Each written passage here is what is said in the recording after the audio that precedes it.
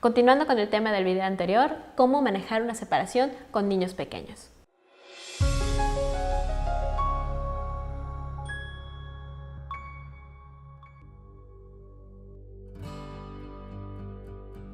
Otro punto importante es que ustedes no dejen el acompañamiento, ustedes como adultos, porque el proceso va a ser difícil, no hay separación igual, hay más tormentosas, menos tormentosas, hay más agradables, pero de cualquier manera, mucho que se sientan tranquilos, vayan a terapia.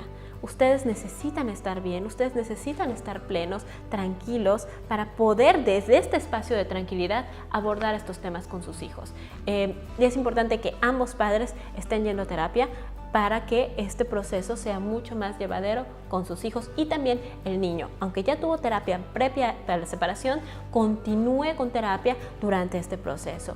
En el caso de mi hija estuvo yendo a terapia 5 meses después de la separación y 1 mes antes, hasta que la psicóloga me dijo, bueno, ya está de alta, lo maneja perfecto, va a estar muy bien. Cada niño es diferente, a lo mejor algún niño en 3 meses, listo, a lo mejor algún niño se lleve 1 año, pero es importante que papá, mamá y los hijos tengan acompañamiento psicológico durante todo este proceso de separación. Algo que me sirvió a mí muchísimo cuando me separé, y este es un tip muy personal, cuando el niño te pregunta ¿por qué se separa? Es importante tomar en cuenta que estos consejos estamos hablando de la primera infancia. Primera infancia es niños de 0 a 7 años. Y no es lo mismo trabajar la separación con un bebé que tiene de 0 a 2 años, que casi no se va a dar cuenta de lo que está sucediendo, que con un niñecito de 2 a 4 o con un niño un poquito más grande de 4 a 6. En mi caso fue con mi hija, tenía 4 años, iba a cumplir 5 y ahora ya va a cumplir 7, hace un montón. Entonces, bueno, la niña o el niño te pregunta ¿por qué? Desde su lenguaje tierno, infantil y precioso, intenta comprender y te dice ¿por qué está pasando esto? Y ahí uno se rompe y empieza a pensar, ¿no? También por qué. Pero esto lo tiene que traducir al mundo infantil. Y la mejor respuesta, lo que a mí me sirvió, es decirle, porque papá y mamá queremos cosas diferentes. Un niño fue a la casa, un amiguito fue a la casa, y mi hija le presentó su nueva casa. Mira, esta es mi nueva casa, ¿Y tu papá no vive aquí? No, mi papá no vive aquí. ¿Por qué? Y entonces ella con toda seguridad a sus 5 años le dijo, porque mis papás quieren cosas diferentes. El niño le preguntó, ¿cómo cosas diferentes? Y ella le dijo, como que ella quiere ir al cine y él quiere ir a China. Y fue muy fácil para ella entenderlo desde esa perspectiva. Ese es un tip personal y así no entramos en más detalles que no es necesario que los niños conozcan.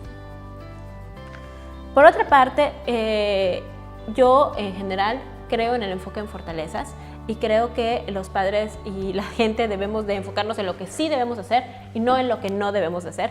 Pero en este caso sí quiero decirles algo muy importante que no debemos hacer en una separación. Y no debemos evitar el tema.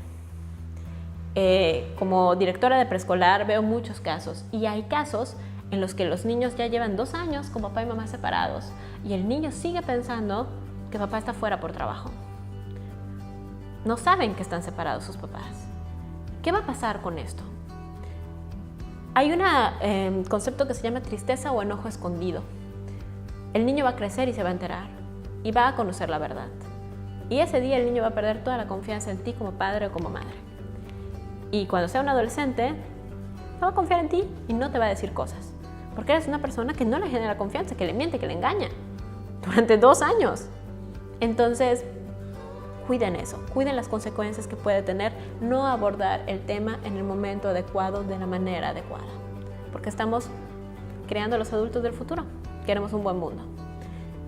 Otro tema importante, muy importante, y un tip que les puede servir es hacer un calendario. Papá y mamá se van a seguir viendo y tú vas a ver a papá tal o tal día, ¿ok? Hacemos un calendario y lo marcamos. Y entonces esperan ese día. A lo mejor tú no estás tan feliz de que se vaya porque lo vas a extrañar, pero tú tienes que transmitirle a tu hijo la felicidad y la emoción de ver a su papá. Hagan un calendario, marquen los días que va a ver a su papá y es importante que el otro, papá o mamá, el que no tenga la custodia, cumpla.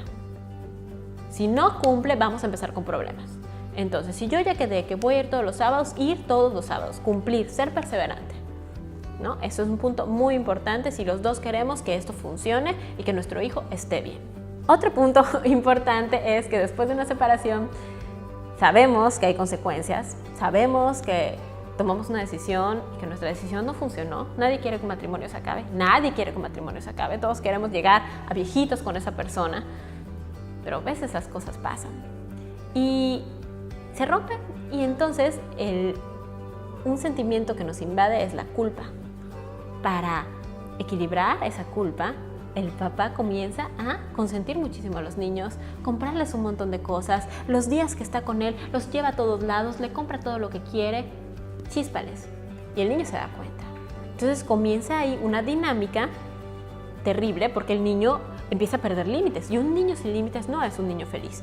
Entonces empieza a volverse súper caprichoso, súper berrinchudo y entramos en una dinámica muy, muy negativa. Es importante que mamá también, si siente culpa por la separación, por lo que sea, los sentimientos que tenga, no trate de compensar con consentimiento la culpa, ¿no? Tenemos que tener límites tanto igual que como los teníamos cuando estábamos en casa y éramos una pareja unida.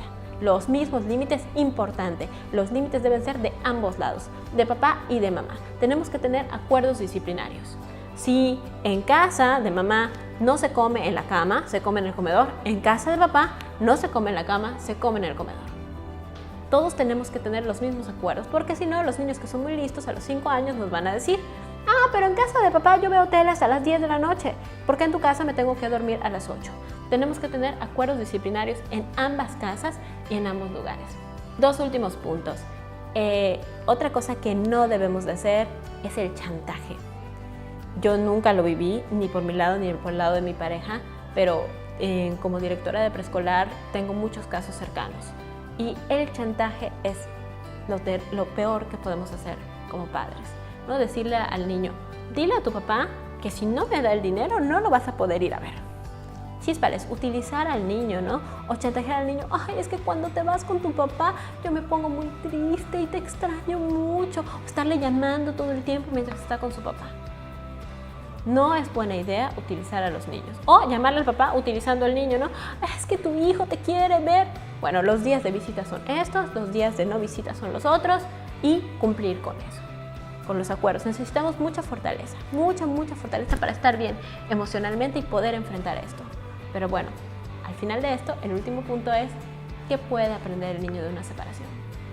Y el niño puede aprender que en la vida las cosas se rompen. Las cosas se rompen. Se rompen los jarrones, se rompen los platos y se rompen los matrimonios. Y esas cosas pasan.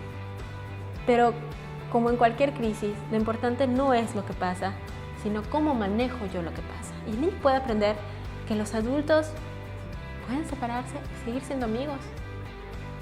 Y podemos estar bien. Y podemos de cada obstáculo en la vida hacernos más fuertes. Pueden verlo en su madre, pueden verlo en su padre y pueden integrarlo para sus vidas. Así que espero que si están pasando por un proceso de separación, tomen todos esos tips, acudan a terapia, busquen ayuda. Les vamos a dejar muchos links aquí abajito. Muchas gracias. Adiós.